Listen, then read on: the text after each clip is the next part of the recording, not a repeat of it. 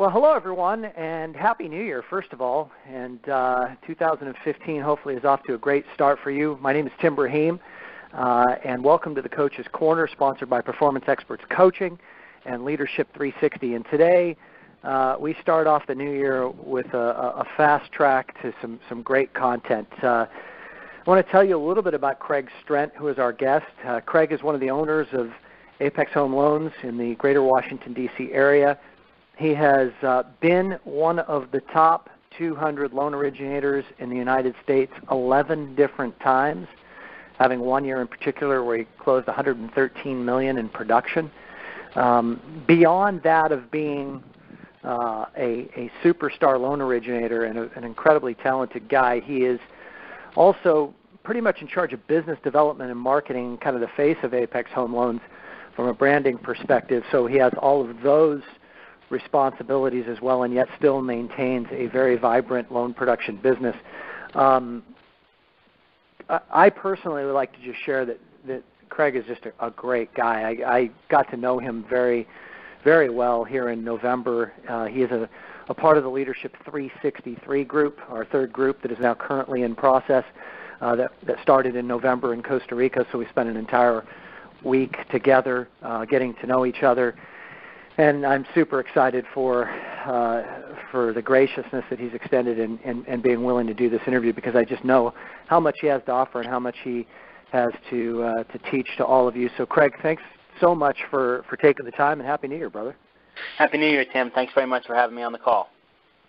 All right, well, let's just dive right in. I mean, the reality of it is that you do a lot of things really well, but one of the things that really kind of caught my attention, and I think caught the attention of the other 8 people that are in Leadership 363 when we were down in Costa Rica, and kind of where you took over and played the role of teacher for a good 1-hour period of time, was on the subject matter of marketing to alternative referral sources. So non-realtor referral sources. Not that there's anything wrong with going after real estate agents, but I think that you hold a business development view of having kind of a diversified approach to getting business from various sources, so you don't have all your eggs in one basket. And in particular, the strategies that you were deploying and that you were articulating for everybody else just made so much sense. So tell us a little bit about your philosophy on why you think originators should be pursuing alternative referral sources other than just real estate agents.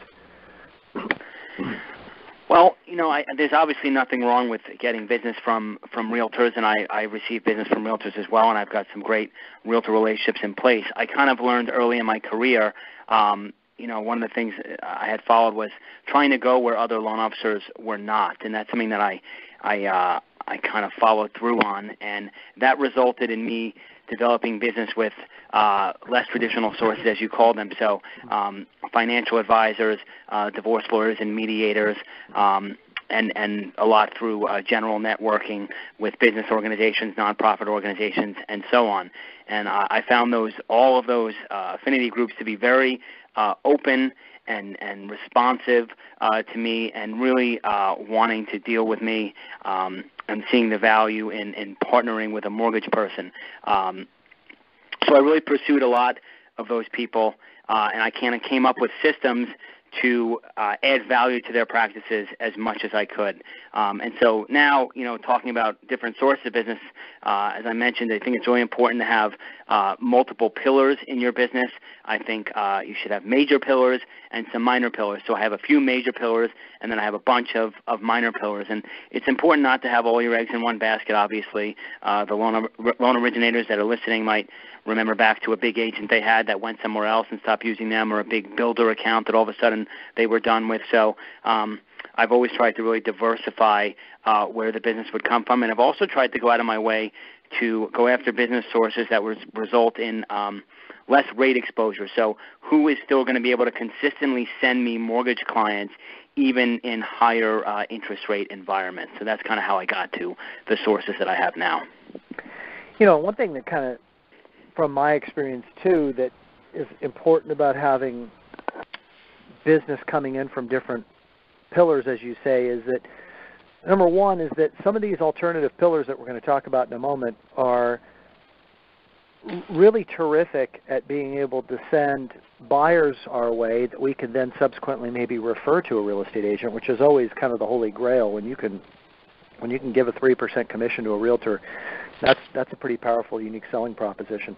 But yet, also, a lot of these alternative referral sources have a great control over their existing customer database. And when it comes refi time and rates drop a lot, there is a symbiotic relationship that can subsequently result in you being able to save their clients some money and then have them, in, say, the case of a financial planner, reinvest those savings. So let's dive deeply into the financial planner realm, because I think that's an area that you in particular went into in Costa Rica that was so helpful. Tell us, first of all, why do you think that loan originators don't typically pursue financial planners and investment advisors in your estimate, and what do you think are some of the absolute, musts that the listeners should know about going after that pillar? So to answer your first question, I think most originators don't pursue advisors just because there might be some fear around what to say to them and how to approach them and what the languaging is. We hear so many calls and articles and go to seminars and hear about how to go after realtors. And so people feel comfortable going after the realtors because they feel like, at least, while it might be hard, at least they know kind of what to do and what to say if they should get it. And I think for advisors, just a little less so. For me, advisors are a major pillar of my business, and I like working with advisors because I find them to be good business people. They're educated and professional. Many have designations that they've worked hard to achieve. They're receptive to new ideas and strategies, and most importantly, they value the knowledge and expertise I bring to them and their clients. So, I've been a quote, financial advisor guy since early in my career, and I read a great article years ago in Mortgage Originator magazine that kind of piqued my interest in working with advisors, and it had to do with all the untapped wealth in people's homes and how it could be leveraged to help them meet financial planning goals. And it made me think a lot about financial advisors and what they need to be successful. And for the most part, financial advisors are asset managers. They help to create, protect, and preserve assets, but many of them don't spend a lot of time managing the liability side of the balance sheet. So it's not their fault, really. They receive a lot of training managing assets, but they really don't receive a lot of training managing liabilities, and so that's where I come in. I want you to so well articulated, and I want you to dive deep into the exact strategy here in a moment, but one of the questions that I would ask is, if I'm listening right now to what you're saying, I mean, you're so articulate, you're a really sharp guy. That's very clear. And, everybody has this kind of storyteller in their head. We talked about this a lot in Costa Rica, the part of us that has a conversation with ourselves and is oftentimes rooted in self-doubt and almost a cynical point of view. So I'd imagine there's at least one person, probably many, that are listening right now saying, yeah, well, but that's easy for him because he's obviously very smart and obviously very articulate and talks about managing, the liability side of a balance sheet and using languaging that is impressive in that way. What would you say to somebody who's listening that had that skepticism? Well, the first thing I would say is that I didn't start out that way. I mean, I didn't get into the mortgage business and have that languaging from day one. It took some effort. So I would say it's about educating yourself before you can educate anybody else, and I think that's a really important piece that you have to start with. So in terms of strategy, I've always taken an educational approach with advisors. There's a lot of ways the mortgage can be used to expedite kind of the achievement of the financial planning goals, and I've educated the advisors on how these kind of strategies work and how to illustrate them. And for me, before I was able to do that, I basically had to read about it. But on a basic level, there's plenty of recorded calls that I was able to listen to. I was able to read about it, talk to other mortgage people that had this niche, and just kind of learn some of the things that would help on the mortgage side expedite some of these other strategies. And there are a lot of tools and resources out there that allow people to do this. And there's services and there's products and all kinds of things out in the mortgage space that are helpful to mortgage people that want to go after advisors. But you've got to speak their language. That is important, and you've got to know some of the basic terminology so that you can convey the strategies. I'm going to ask you another question. Do me a favor. You sound a little distant on the phone, so if you can make sure that you're speaking into the phone, because we kind of lost a little volume there, that would be great. So what I'm hearing you say is you didn't start off being this articulate and knowing how to speak that language. It's something that you devoted yourself to learning. And there's a lot of resources out there for you for the listeners to tap into. So I'll ask you to maybe share, first of all, a few examples of things that you did to get yourself to a place of confidence and comfort within yourself to where you could approach a financial advisor and feel comfortable that you could hang in a conversation with them and that they wouldn't make you feel stupid and that you wouldn't look bad and all those types of things. I mean, at the very beginning, I just basically reached out to advisors. I mean, the actual very first thing I did after reading the article and realizing that advisors were a good niche was I showed up at the Washington Post Personal Financial Planning Conference, and I walked around the room and introduced myself to advisors and basically, talking about me being a mortgage person and why their clients might need me. A very easy approach is that it's just a critical part of the team. So most advisors have a CPA on their team. They recognize they need that. They have an estate planning attorney on their team. They recognize they need that. If you ask them if they have a mortgage person on their team, they generally say no. They generally say that they haven't had a good experience with mortgage people, and they generally say that they're looking for somebody that's good. So it's not that hard to get in the door, particularly if you're introducing them personally. Obviously, cold calling is not a lot of fun. It's not the best way to go about it. But in your regular annual reviews, for example, if you're doing annual reviews with your clients regularly, you can ask them, are they happy with their advisor? And if they are, you can ask them for an introduction. If they're not, incidentally, that's a great chance to make a referral to a new advisor you've met. So I think that's the real baseline stuff, just getting out there and meeting with advisors. And then kind of talking to them about what is it that their clients need. So an example might be an advisor might say to me, sometimes my client asks me if they should take a fixed versus ARM. Or sometimes my clients say, I really don't know if I should go into a 15-year. And what I generally find is that while the advisors have a macro answer to that, they might not have the micro tools on the mortgage side to illustrate kind of the financial impact of each of those decisions and what they really mean. And so there's plenty of great presentation softwares out there in the industry. By basically using some of those, you could really help the advisor and come in as a partner in helping them serve their clients better. And if you do that, they're going to be very receptive to working with you and developing more business together. So I believe that the software program that you use is the Mortgage Coach, correct? I do. I use a combination of Mortgage Coach and starting to use a good presentation piece in the CMPs as well. Tell us a little bit about CMPs, because I know that you're passionate about it, and it's been very, very helpful to you, and I know that the marketing materials that they provided you with have allowed you to nurture and stay in front of these very valuable relationships. Sure. What's great about CMPs is it kind of has it's kind of an all-in-one if you want to go after advisors. You can do self-study and get a great designation that kind of teaches you a lot about the financial planning aspects related to the mortgage or mortgage planning, as you would refer to it. So if you go through those, through the programs and through the curriculum, you're going to be much more comfortable talking to advisors. There's some presentation software in there that you can use if you don't have anything. There's also some wonderful calculators that you can use to illustrate rent versus buy and other types of things that have financial planning implications. So a lot of good stuff in there. So it's kind of a good place to start if you want to go after advisors. It has everything you need. So folks that are listening, if you want to make a lot of money in this business, you've got to treat it just as Craig is treating it and just as I treated it and everybody else that I interview in this forum, which is it's a business. And any successful business in this country, as its foundation, has education, research and development, and money put into marketing and all types of resources that are intended to really grow and develop the business.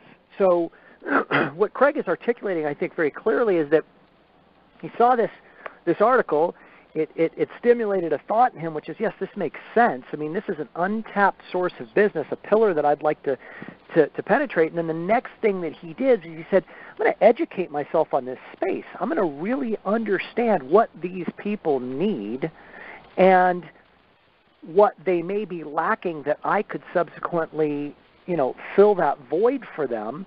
And I would imagine what you're going to tell us, and I'd like you to share a little bit about this, Craig, is like what's it like as it relates, like what's the difference between pursuing a financial planner, let's say, versus a real estate agent? And I know that there are many differences, so maybe you could highlight a few of them for us. So the person listening that's never even thought about pursuing this pillar could really understand like what they'd be up against and what they need to be aware of in terms of how it differentiates itself from what they're used to.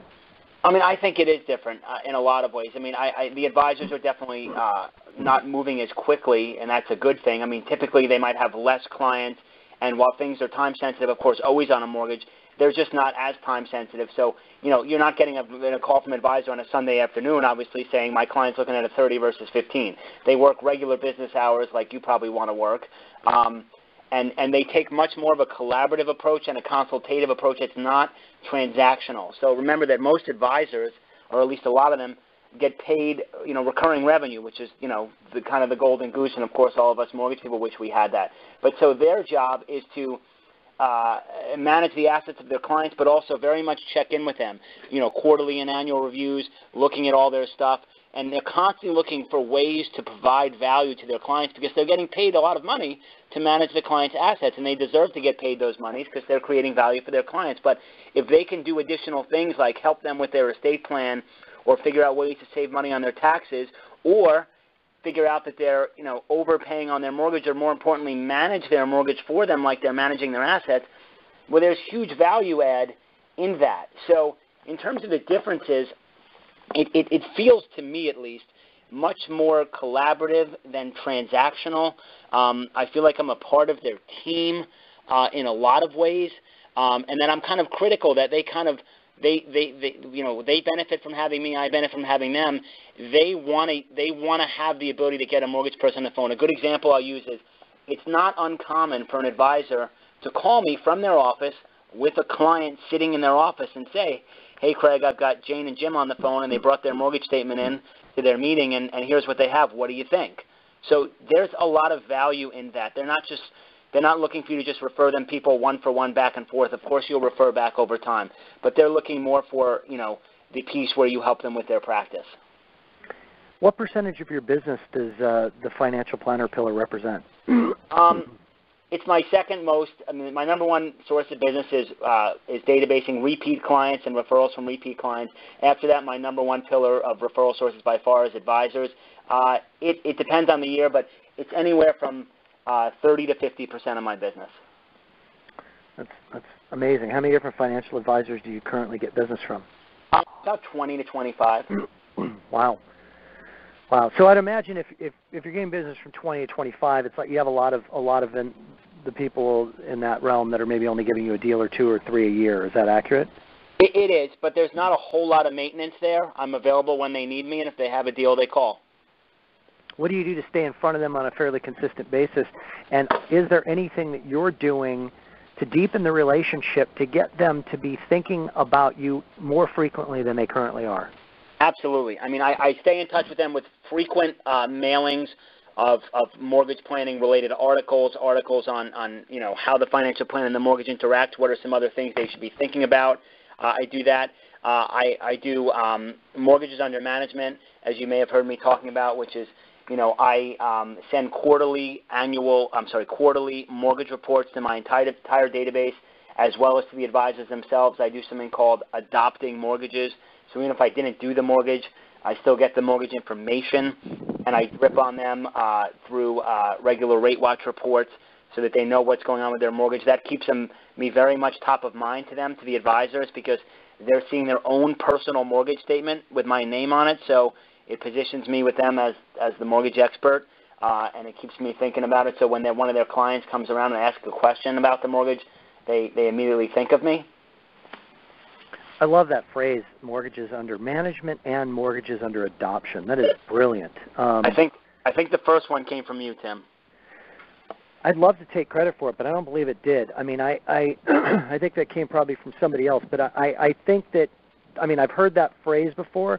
I've never heard the phrase mortgages under adoption, although I did practice that pretty religiously. And just for those that are, because we kind of flew through that really quick, you know, it's a teaching point for all of you. It's like you're talking to a prospective client. They want to buy a house. And or they want to refi. It doesn't matter. And they end up going with somebody else. You know, you have one of two choices. And the choice that most loan originators exercise is that they then immediately say, okay, thanks. They hang up the phone. They delete the contact from their database, and they never talk to them again. That's one choice. And if you're doing that, know that you are not seizing an opportunity that Craig is talking about and that I used to practice religiously, which is to then say to the person, instead of hanging up, gosh, you know, I really want to wish you luck, and I'm sorry that I wasn't able to add enough value to you for you to want to end up ultimately working with me. But if you don't mind, what I would like to do is stay in touch with you, and when your loan closes with this other lender, I'd like to still continue to monitor interest rates for you on a going forward basis and fulfill my commitment that I made to you initially, which is that my job really just begins when your loan closes. And it's from there my job to assist you in managing the largest indebtedness that you'll ever take on in your life. And one of the ways that I do that is I track and watch the market for you on an ongoing basis very religiously, and as there are opportunities to swap the existing loan that you have for cheaper money, I want to proactively make you aware of that. Boom. Now you're building your database. This is what adopting a mortgage is. It's taking and putting somebody's final loan terms into your database that you didn't actually do that loan for, and then managing that debt. Craig, anything you want to add to that before we transition? Yeah, I mean, I do it if I don't lose the deal, and for years I did the former what you did. I just got pissed off, and that was the end of it. And then I was like, well, what's the point of that? I might as well capture the info. I don't go through the same languaging you just went through. I basically just adopt the mortgage, and then they start getting the reports. And over the years, I've gotten a lot of refis from people that basically I didn't do their mortgage, and I get an email or a call that goes something like, hey, I know I didn't use you for the mortgage, but I really appreciate getting your reports, and I'm ready to refinance. And a lot of people listening to the call probably know that, you know, the kind of the stat we hear is that 90% of homeowners don't even remember the name of their loan officer a year later. So just staying in touch really does work, and managing the mortgage, at the very least, they're going to check back with you next time.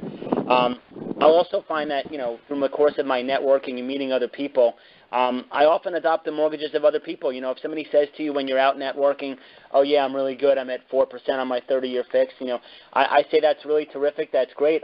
You know, there may not be an opportunity to refinance in the future, but if there is, I'd like to be the one that lets you know about it so you don't miss out on it. And I get, you know, kind of verbally right there, I'll get the rest of their mortgage information, and I'll put that and I'll adopt that and put it into my rate watch reports as well, and now I'm managing that mortgage. So, you know, when rates drop, you know, it's really the huge money is made in the refi markets, and the guys that are most prepared to capture that quick drop are the ones that are going to do it. So having that mortgage information in the database and knowing at what point a refi makes sense is really critical. And I think, Tim, you know, I go a little bit further than that even. I kind of set rate targets in my pricing engine so that if a certain client sets a certain target with me and that target hits, I'm alerted automatically, and that we don't miss the refi opportunity for them. Yeah, tell us a little bit more about that, if you will, because that's up-leveling what I used to do, which was super archaic and mechanical compared to the system that you have now with technology. What is it that you use, and tell them a little bit more detail about that. And I feel like I'm still just I'm kind of touching the surface on it. I could go a lot deeper with it, and my team and I are working on it. But what I do is, you know, I set a target basically. I try to do this after closing. If I don't do it after closing, I may do it on the annual review. I may do it the first time somebody calls me from a financial advisor and I tell them that it doesn't make sense to refi yet. Most people, if it doesn't make sense for somebody to refinance at a particular time, most loan officers leave it at that. And the way the conversation would go is the customer says, you know, the loan officer says, well, it's really not going to be until 375 that it makes sense for you to refinance. And the customer says, oh, I really appreciate that, Craig. You know, why don't you keep an eye on that for me and let me know if it gets there, and then if it does, just give me a call. And the loan officer says, okay, great, I will, and then the call's over. I think that's kind of a waste, and it never really works out. And what happens is rates drop to 375, and then the loan officer's kind of running around with their hair on fire, going, oh my God, who am I supposed to call? I can't be, rates are this low. And then they start querying their database and running reports. They don't get to everybody, and they kind of miss out on the opportunity, kind of what just happened this October when rates dropped so quickly and then bounced up a little bit. A better approach that we're trying to perfect is setting a specific target with someone on that call where you've just given them great advice. I mean, you've told them, hey, it doesn't make sense for you to refi right now. I mean, that's a big statement. You get paid if they close. And you just say, you know what, it doesn't make sense for you to do it right now. And I want you to know that because I'm watching out for you. I'm not just going to recommend something that doesn't make sense for you. But let's take a look and determine at what point it does make sense so that if those savings are there and the market moves very quickly and there's a short window of opportunity, we make sure that we capture that for you, and I do alert you to it before it's too late. So, what I'm seeing is we agree that at 375 with our standard closing costs, you're going to save X number of dollars with a break even of this. Would you agree that would make sense? The customer might say yes, or maybe you set a no closing cost target, whatever. And then I put that into my pricing engine with their criteria, and I set a trigger so that when our rates come in daily to the pricing engine, and I believe, pretty much every LO uses a pricing engine these days now, and almost all of them allow you to do this, you can just be alerted if those two things align, and then when you follow up with the customer, instead of the call going like, hey, it's Craig, maybe you don't remember me, we talked 6 months ago and you said to give you a call if rates dropped, it's a totally different call. It's, kind of like your Tim and It's Time call. It's, hey, it's Craig, and, great news, your auto lock just hit at 375, we're ready to go on the refinance, we're sending over the stuff to you right now, please get it back to us quickly, and so on. Yeah, the assumed close, because the agreement was already put into place 6 months prior when you guys set that target date, that when it did come up, you guys were going to move forward with it. So brilliant stuff, bro, and man, you're adding a ton of value just in the first 25 minutes of this call, which I knew you would, but you're even exceeding my expectations, and they were pretty high. Let's put some closure to the subject matter of financial planners by ending, excuse me, on this note. Walk us through, take 3 to 5 minutes to kind of walk us through the script of you're approaching a financial planner for the first time. You're asking some open-ended questions, about what, do you currently have a relationship with someone that manages the liability side of the balance sheet, and then they share with you that maybe they've had some bad experiences in the past. Just kind of walk us through at a high level what the presentation is to get them to consider working with you. And to the extent that you do this, please add in there perhaps anything that you may say to them that gets them to see the value that you bring, i.e., gosh, if I can save somebody, $300 a month on mortgage payment and then send them back to you to reinvest and dollar cost average in that $300 a month, that would seem to me to be a win-win for both parties, et cetera. I don't know if you go there with them, but if you don't, maybe you can comment on why you don't. But go ahead and just take 5 minutes or so to just roll here with, and if you want me, if it's more helpful for me to role play with you, that's fine. If you'd rather just do it without me being involved, that's totally fine too. I think some of that is kind of telling a story, Tim. Okay. And yes, so I'll start with your example. You can use a debt consolidation analysis in plenty of different illustrations and show that if you pay off these credit cards or you consolidate the first and second and lower the debt, they save $500 a month. Could you invest that? The way that would go with a financial advisor would be something like this. Let's assume you're the advisor, Tim. Tim, I imagine you meet with a lot of clients. And I kind of wonder, do you find that sometimes a lot of the recommendations you're making for your clients, they sort of agree with, but they don't have the cash flow to fund them? And the advisor might say, they usually laugh, but you go, yeah, of course I find that. So I give specific examples. So, you find that they're not fully funding their 529, and we know that college is cheaper the sooner you pay for it. And you're telling them to put more money away, but they're not. And you know that they really need a whole life policy, but they only have enough money for term. And you see that they're not even maxing out their employer-sponsored retirement plans and getting the full benefit of the match and so on. And you're advising them to do these things, and they're not. Well, what if you let me take a look at some of these clients' mortgage and equity setup, and we see if we can find a way to kind of find and free up some new cash flow for these people, would that be something of interest to you? And I mean, no one says no. I mean, it just doesn't happen. So in doing that and kind of in offering first of all, reviewing their clients' mortgages, that's one really good way to start by leading with that service. And it's almost like you're referring them business. I mean, some LOs are saying, I meet with advisors and they want me to refer them and whatever. What I'm saying is, forget about that for a minute. You're creating business. Remember that they're getting paid for the most part on assets under management. So the more they have under management, the more their recurring revenue is, which is good for them, their clients, it's good for everybody. So if you can figure out ways to free up cash flow that they can manage, obviously that's going to be something they're interested in. It's like sending them a whole new client.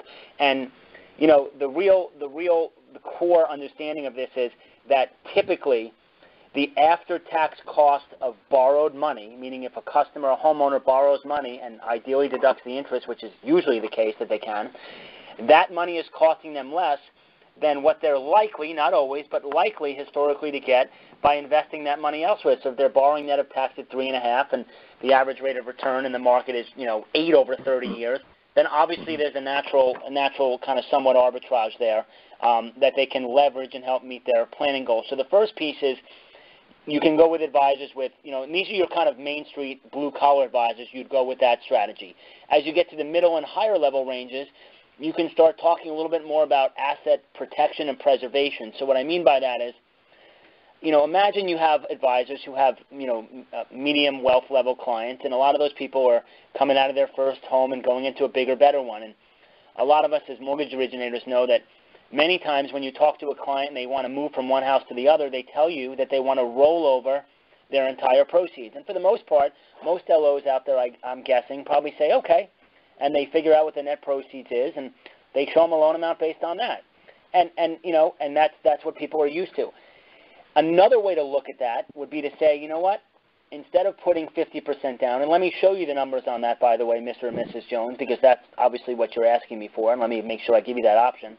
Here's another option I'd like to show you that involves putting 20% down, because really you can get the same rate typically, depending on condo and loan amount and all that, but for the most part, rates aren't going to get any better at more than 20% down. So what if you put 20% down, and what if that meant you had an extra $150,000 in net proceeds that you didn't invest?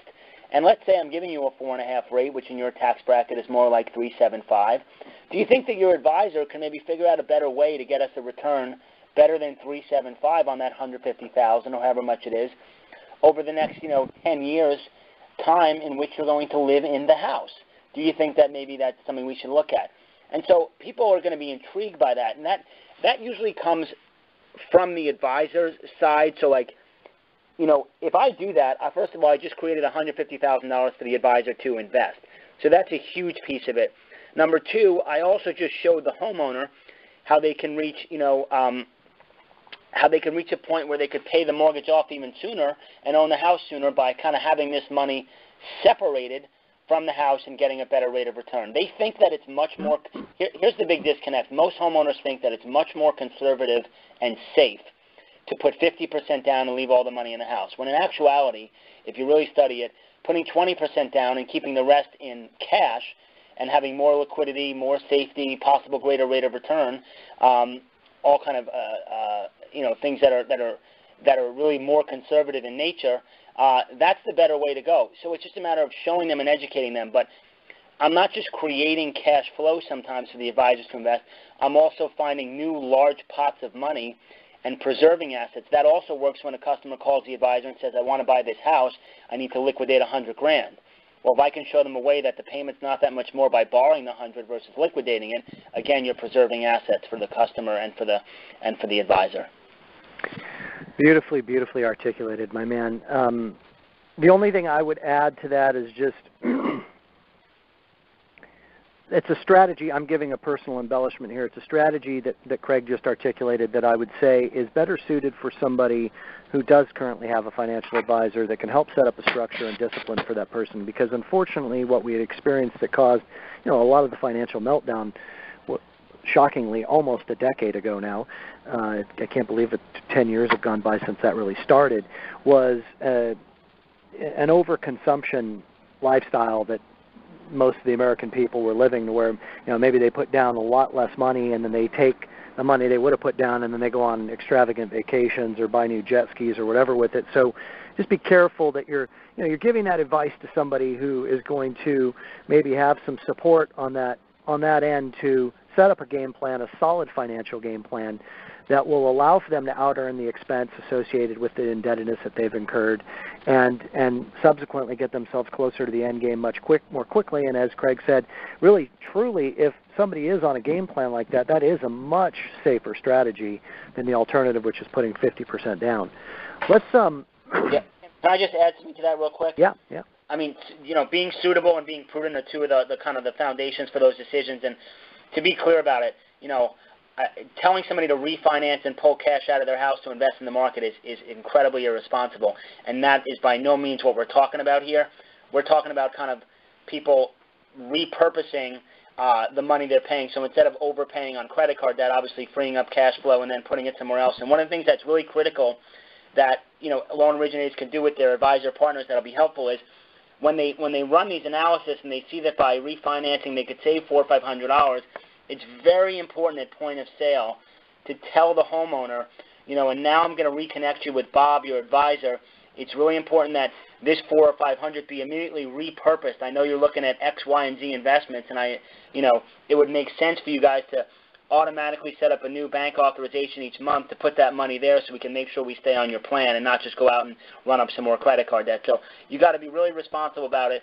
I agree with what you said. Putting very little money down and using it for extravagance is definitely what got us in trouble, and that's not how they should be used. That's a good way to abuse this type of strategy, and LOs need to stay away from that. Absolutely. So let's transition. We go back, 3 months ago now to Costa Rica. 2.5 months, I guess it's been. We worked on a subject matter that Gay Hendricks talks about in the book, The Big Leap, that many of you listeners have probably heard me reference before, and the subject matter is upper limits beliefs. Beliefs that we're holding in our consciousness, that we're buying into within ourselves, that are inhibiting our ability to have success. So an upper limit belief for somebody that doesn't feel that they're articulate enough, or as articulate as Craig is, as an example, or he's just smarter than I am, would curtail that person's ability to go out and maybe pursue a financial planner, as an example. What was the upper limit belief, or what currently is the upper limit belief that you're working with, Craig, and trying to, dispel and reframe that you feel will free up and create some upper capacity for you in your business and or in your personal life? One of them is this idea that my processor, couldn't handle in-process communication for me and talk to sources and borrowers. That's something that really myself or my colleague, what I'll call my mortgage planner, I think what you refer to as a transaction coordinator, but that one of us always had to handle that with borrowers and particularly with referral sources and realtors for that matter, and that it's just not something that I would be comfortable, not for her lack of skills because she's awesome, but that's something that I would put on my processor. And I'm doing my best to kind of reframe that now per some of your suggestions. And so the belief that you're holding is that it's inappropriate and or potentially scary to allow for my team, and in this case your processor, to be a central point of contact for your referral partners. And so is that accurate, what I just articulated? Well, I wouldn't call it a central point of contact, but I would call it, a lot of people on the call know about your kind of your baton pass thing, and so that when it's time for the baton pass to her, that it's a clean pass and that she does take over communication at that point and that we stop running next to her. Okay, so the upper limit belief that you have is that it's in some way scary or risky for you to pass the baton to her as a part of your perfect loan process, thereby giving her the dominion over the file and the point of contact with the referral partners and for your job to be done, and that what what's happening is because of this fear, you're continually re-entering into the loan process and getting involved. So when a realtor or a referral partner of some capacity calls in and wants status on the loan, you haven't really completely let go to your processor to let them handle that, and you continue to reinsert yourself into the process. Is that correct?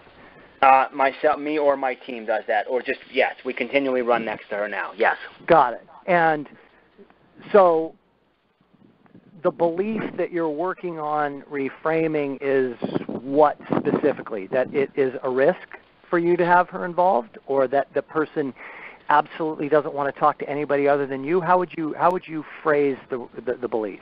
I mean, the belief I have, and I feel like other people can relate to this, is that, no one's going to talk to the realtor or the homeowner as good as I can, and especially if it's a tight timeline and really trying to massage something through. The languaging that I may have as a seasoned LO is different than the languaging that my processor may have that might set off a spark with the realtor, like, well, what do you mean by that? Or what do you mean it's not approved? Or what do you mean you're still waiting on a few things? Like, what are those few things? Are they big deals? Are they not big deals? So just kind of, the upper end belief is that it is a risk if I'm not doing it to the extent that it might not be done the way I want it, and maybe that doesn't result in more referral business from them or us wowing them in the same manner in which I would normally do so. Yeah, well, I get it. I mean, of course that's a belief that you would be holding, or that anybody would hold for that matter, because the reality of it is that you have a lot more practice at that than she does at this point, right? I do. Yeah, so so let's circle back to, you answered this already for yourself, my man, earlier on when I asked you the question, what would you say to the loan originator who's saying, well, yeah, he's really articulate in talking to a financial planner. Of course he is. I mean, and you said, well, the first thing that I would say is I wasn't always that way. Yeah. Right? So when it's like when you first started in the mortgage business, you probably botched up several of those conversations with realtors and or other types of referral partners or clients and didn't say all the right things when there was a sticky situation on a file, and it turned into a lot of upheaval and maybe even losing the transaction, right? Yes. And then how did you learn to become great at it, which is what you are now? Well, my dad says the best lessons in life are the most expensive. So by losing those deals or those sources, I probably learned how to do it better the next time. But I wouldn't say that that's the best approach. I'd say there's a better way to go about it. Yeah, I don't think that it necessarily has to have that level of risk where it's that expensive, quote unquote. I mean, there is a measured and controlled way to go about doing this, which is to provide a safety net. And to provide some training. But the real outcome of all of it for everyone listening, here's the thing, is that when we first start in this business, we do have to be the jack of all trades. We have to do everything. Most of you, when you first started, were even processing your own loans, okay, and you're marketing, and you're trying to cultivate relationships with referral partners and trying to study the market and filling out paperwork and all of these things. And at some point in time, you kind of get good enough at all of it to where you're doing 4 or 5 loans a month. And you start going, wow, this is great. I just made, $20,000 this month. And you start to multiply that out over a year, and it's like, wow, it's way more money than I've ever made before. And then you start to realize, well, but I'm working 70 hours here. So then we say, well, I'll hire an assistant. And we just kind of throw a body at the problem. And usually that doesn't work too well, and we burn through several assistants like I did. But the ultimate game that we're all trying to get to, and especially you, Craig, because I just want you boogie boarding more, and those of you on the call have no idea what I'm talking about boogie boarding, but man, you should see the smile on this guy's face when he's out in the ocean boogie boarding, which we had the opportunity to do together.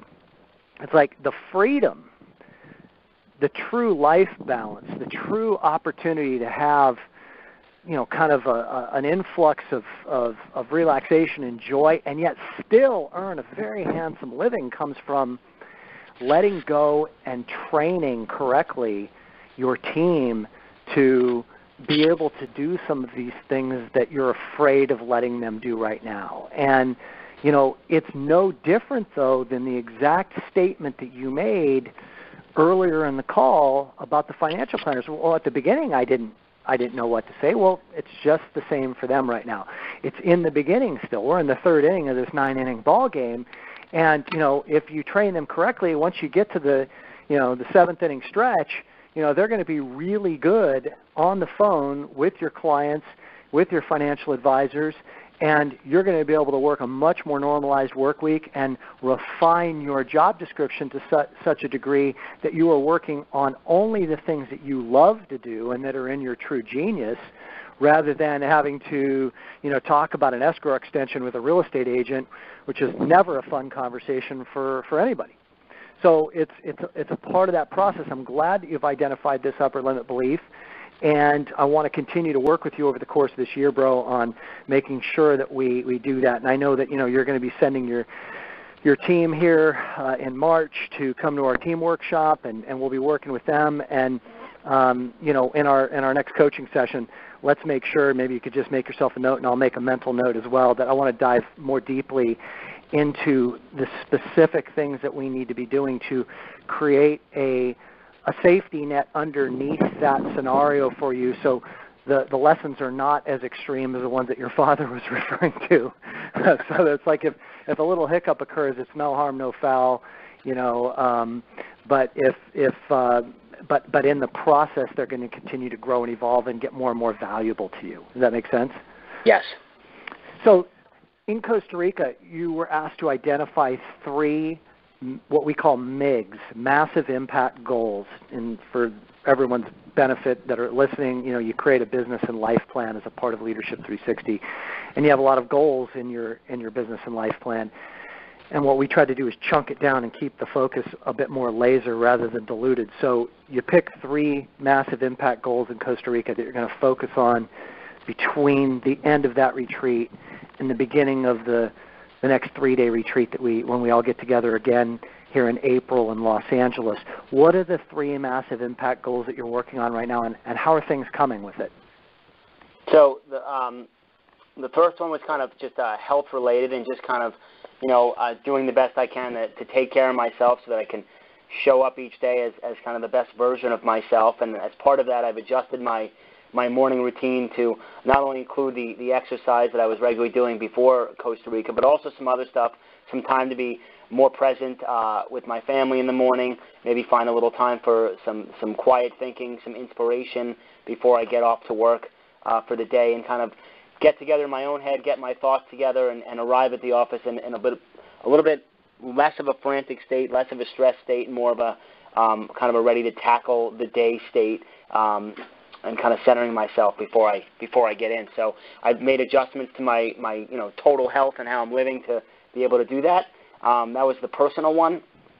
On the business ones, there were 2 others. The first was to use the DISC test, which is the personality profiling test, on my team, to make sure that everybody was kind of in their proper position and we were playing to everybody's strengths and not making anybody do stuff that really was not in their wheelhouse and was a struggle for them. And so we've done that, and we have an offsite planned for January where we're going to kind of have some fun with looking at each other's personality profiles and figuring out how we interact with each other and what kind of drives us, and we're going to share some ideas on that. And I've repositioned the team a little bit in terms of who's doing what and where, based on some of the results we got and some of the feedback I've had already from my team.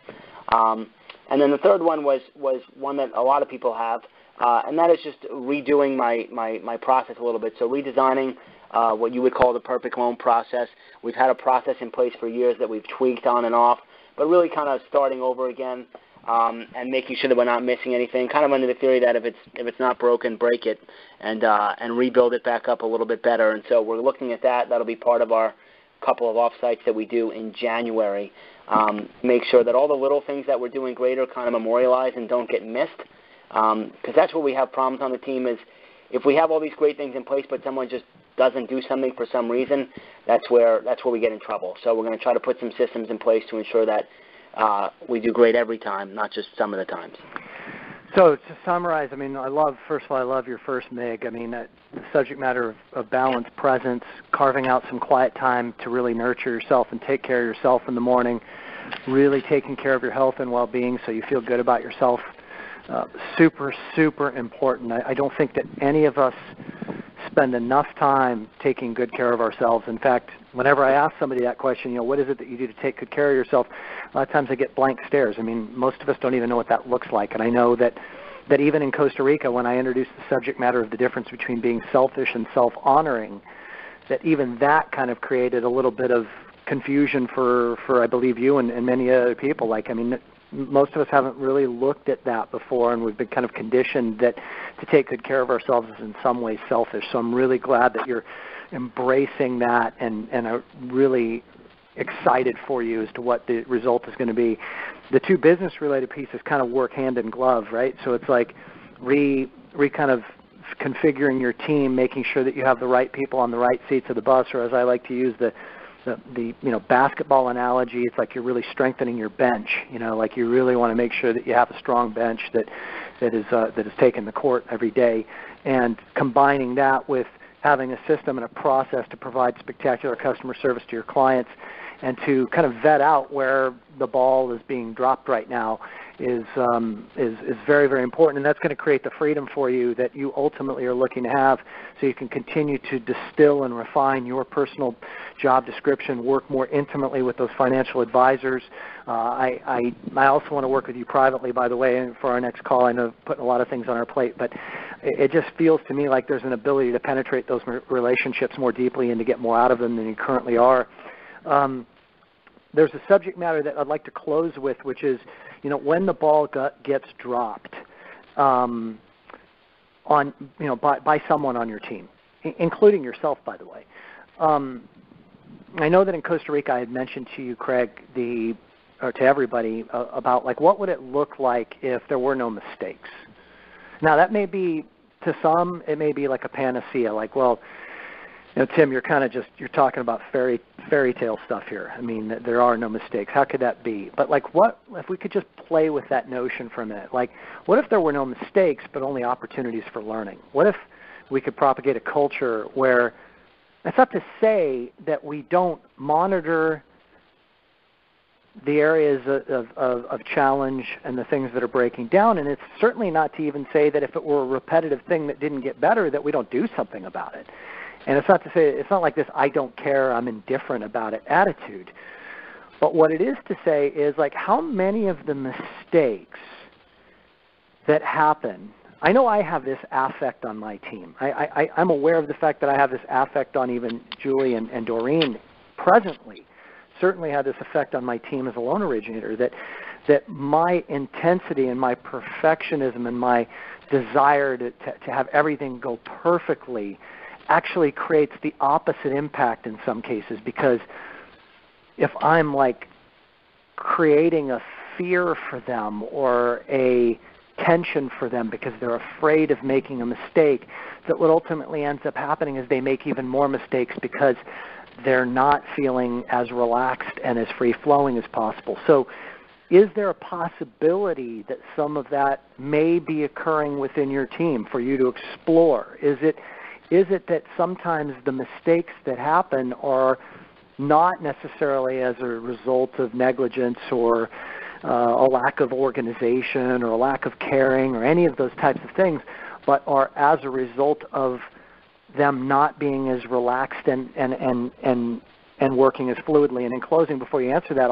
what just popped into mind is I used to coach baseball and for little kids, and it was if a kid's worried about a ball going through his legs and getting yelled at, how many times does it happen that very exact thing happens because he's so scared that he's not as athletic and bending over, and he's so worried about it that it causes the tension in the body and doesn't allow for him to operate as athletically and freely as he would.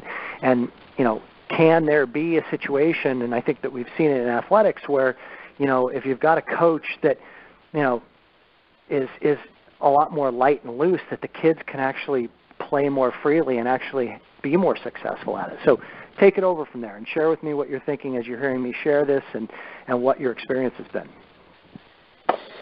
I mean, I think it's a tough one. Saying it versus doing it are two really different things. And, you know, you want to take this approach as an LO and as the leader of the team that, you know what, okay, something just happened. It shouldn't have happened. Like, what's the learning experience here? What can we learn from that? And, you know, you don't want your people kind of scared to make a mistake.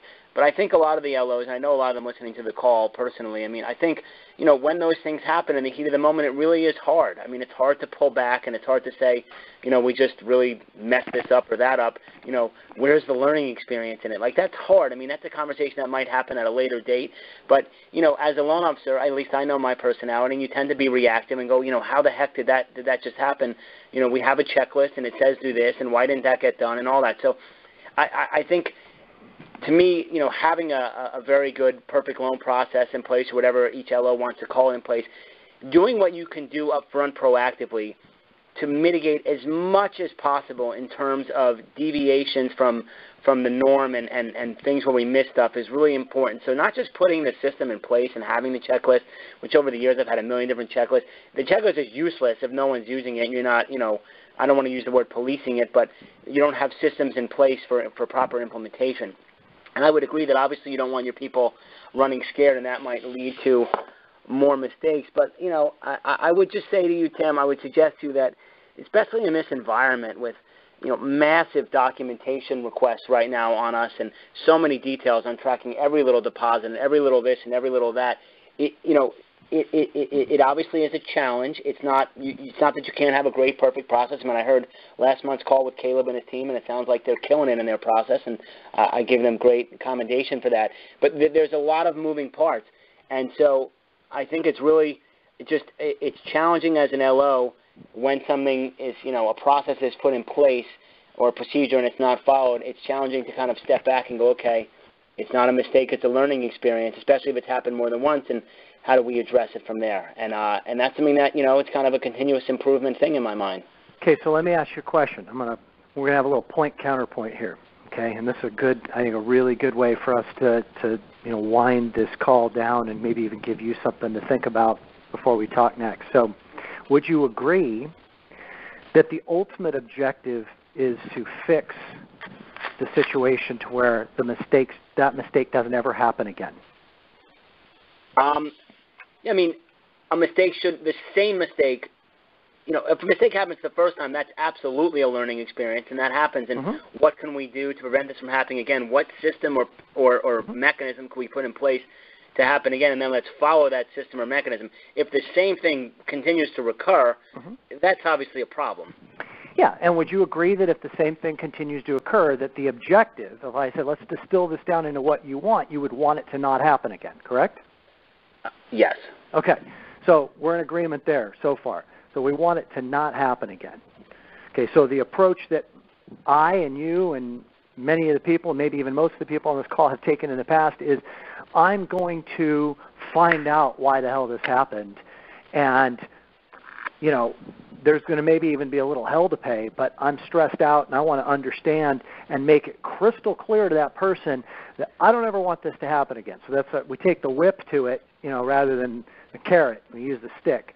So if the objective is for that person to never make that mistake again, would you also agree that it's really important for that person that made the mistake and continues to make the mistake to understand exactly why it is that they continue to make that mistake? Would you find that to be important for them to understand clearly and to have a clear awareness that this is why I continue to make that mistake? Yes, and I don't think the stick is the right approach, incidentally. I definitely agree with the carrot approach. It's just you can only have so many carrot approaches. Okay, so before we hit record for this call today, we talked about something that was very personal to you, that you and I are working on, that we won't go into detail because it's not necessary.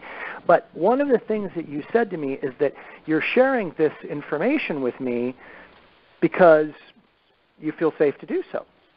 And there was awarenesses and whatnot that were coming up and that you are exploring and looking at, and we're going to continue to look at together and all of that. So the point that I want to make is that that's human nature 101, which is that we will all reflect internally and have a heightened degree of self-awareness towards whatever is causing us to behave and or not show up in a way that we know is the best way for us to show up to be as successful in our business, etc., if we feel safe enough to take a look at that. So for you to examine and consider, for everybody listening to this call, and for me to even reflect upon too, because as I'm saying this, I'm realizing, yeah, I do this too. Like where, it's like, what if I could create a safe enough space for my employee to say, gosh, here's why I don't follow the checklist. I realize that what happens is that I get really distracted by this shiny object, or I put too much importance in this, or I need to get more organized because I'm not as organized as I should be, and then I fall behind, or I'm not cleaning off my plate at the end of the day to where I start the next day fresh, or whatever the circumstance is. The powerful transformational experience and moment is when any of us come to the conclusion and the awareness within ourselves as to what we need to be doing differently to show up differently and have a different result. This is by no means saying that you just kind of like, lean back in your chair when a mistake is made and go, so what do you think about it? I'm not saying that at all. What I'm saying is try on for a period of time, and since you're going to do a couple of 2 days or a couple of one-day off-sites in the month of January with your team, which I think is fantastic that you're doing that, try to take more of an approach, if you can, and see how it goes of, let's just explore, like, what are some of the things that happen, throughout the 45-day process that continually kind of grab us in the rear end. Like, I had a loan originator I was coaching earlier this week share with me that, like, one of the recurring things is that they're not dotting the I's and crossing the T's with getting vesting right. And then they're getting into the 11th hour and, they're scrambling because the closing agent's calling and saying, hey, the vesting doesn't line up, and they didn't do it correctly on the 1003, and they get all the way to the end of the transaction, and they've got to make these changes and get 1003s re-signed with new vesting on it, all that kind of stuff. Okay, so that's a recurring thing. Okay, so what would it look like, though, if your team brought these things up and kind of called themselves on it, but felt safe enough to do so? Yeah, one of the things that seems to be a problem a lot is we've got vesting as a challenge. Okay, great. Great call. Great awareness. Perfect. Thank you for bringing that up. That's awesome. So there's nothing punitive. It's not like you're screwing this up or you're making a mistake or you're not following the checklist. Like, you felt safe enough. Well, what can we do to make sure that never happens again? And why does it happen? And if they come to a place of saying, well, it happens because of this or that, okay, how do we repair that? Okay, well, here's what we could do. Okay, great. Now they're taking ownership in something and they're buying into the solution of it versus the antithesis, which is if we're upset and angry and they're recoiling and feeling fear and feeling like I'm not doing it right and I'm not good and I'm a bad employee and all that, that coming from that space is the equivalent of the kid who lets the ground ball go through his legs because he's so tensed up. I don't know if this is making sense. How's this landing for you? It makes a lot of sense. I can relate to the situation. I think a lot of us probably can. I would, and that is the approach that is the preferred approach, and that I very much try to take.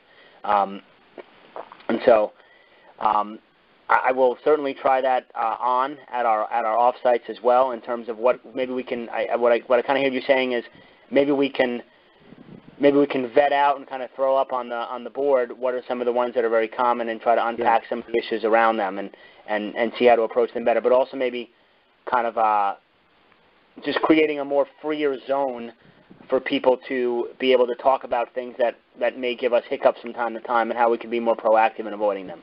Yes, absolutely. And creating those processes together rather than them being mandated. Saying, okay, this is the checklist you're supposed to follow is very different from talking about things that are not going smoothly, what they're costing them, so they can see, okay, so what happens when investing? Well, then it causes me to stress out and scramble, and people are upset with me, and yeah, that must be hard for you. So how can we make sure that never happens again? Now you've got that person in a position where they're aware of the dysfunction, they're aware of what the dysfunction creates for them, and they are eager to come up with a solution that they feel supported in creating, and you give them an attaboy or an attagirl and a great job. I think that's a great solution. Or how about if we also did this? I mean, I'm not saying that you don't contribute to the solution creation process, but I think that it's very, very important for them to have an awareness over what their lack of efficiency and attention to detail may be costing them. The last thing that I'll say, bro, before we conclude this call is, don't be afraid to just be categorically honest when you start that meeting. So it could be that, hey, one of the things that I'm aware of is that, when the ball gets dropped, I get really scared. All this story starts to play out in my head of that realtor will never use us again, or that borrower is going to tell the